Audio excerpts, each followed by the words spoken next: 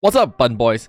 Today I'm gonna give you a very quick rundown about Emblem in Brew Protocol Star Residence. Honestly, it don't really matter, it is a straight gear pattern, but with that being said, in just 3 to 4 minutes, I'll teach you everything you need to know about the Emblem system in Brew Protocol Star Residence. Just make sure you subscribe. So the emblem or the armband is attached to the season pass, and they're basically buffs that you can get against the current season monsters. You can see, for example, they are all specialized into dealing against void monsters because the current season is the void corruption season, right? So they all have a different effect against void monsters. In the overworld, you're going to be able to come across these monsters with the void icon above them, which are corrupted. When you kill them, there's a chance for them to drop the void material, which are used to upgrade the emblems.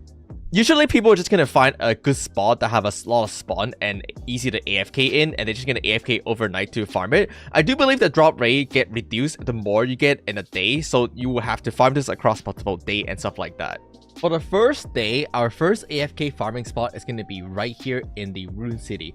However, as math move on, as we get better spot, we're going to move to Skimmering Layer, and then eventually into Dustwood and Everfall Forest and stuff like that.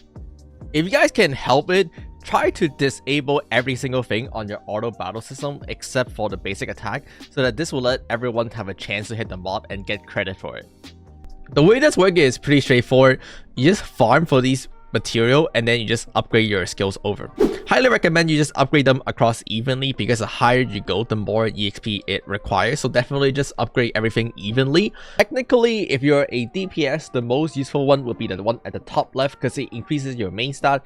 If you're a tank, you can take something like damage reduction from the void monster instead. But honestly, I feel like it doesn't really matter overall. You kind of just use it to pad your score for the most part.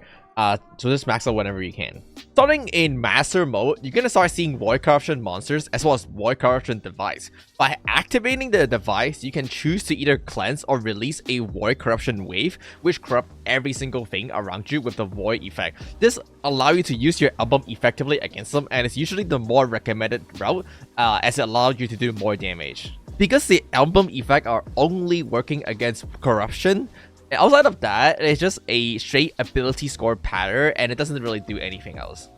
Now, once you have activated to a total of 30 points, you can get access to the power core.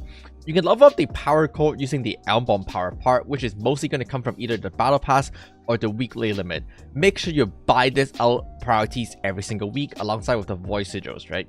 The power core is pretty straightforward. You just tab it just randomly level one of any of these buffs.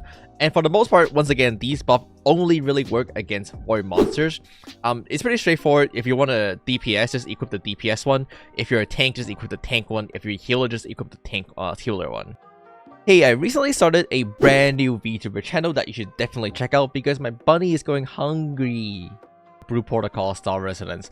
This is one of the biggest reasons why I mentioned to not use your Hero Radiance item, because if your class is bad at AFK farming, like you're a melee class and you're having trouble hitting the mob, you might want to consider changing a class that is either ranged or, again, more importantly, the support class that can easily heal everyone.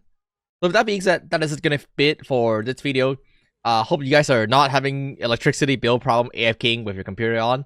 So with that being said, subscribe as always, like, comment below. Bye bye.